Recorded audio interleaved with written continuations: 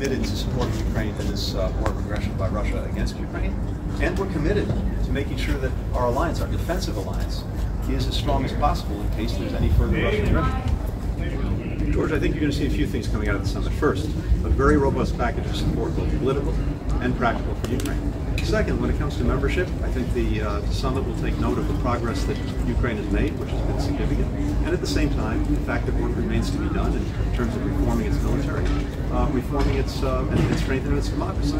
So all of that will be coming out of the summit, but you've got a unified alliance that is going to demonstrate in very practical ways its enduring support for Ukraine, including the path to membership.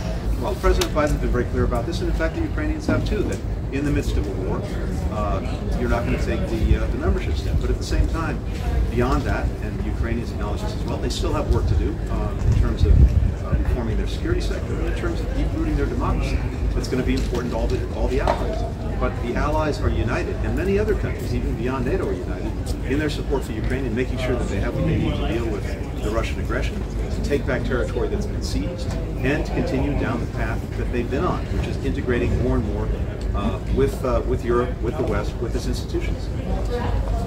These are still early weeks, and this is something that's going to play out over many more weeks and probably many more months. I think the Ukrainians have in hand what they need to be successful.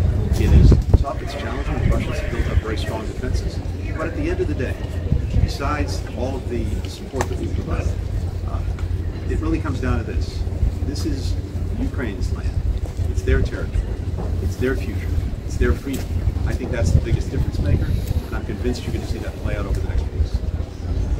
George, it's really hard to speculate on what this means. I think what we have seen with Prigozhin's efforts in recent weeks is a direct challenge to Putin's authority.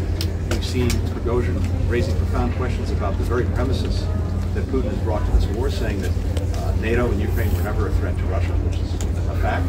And it's raised profound questions that Putin still has to answer. I can't tell you how this is going to play out. I think we haven't seen the last chapter.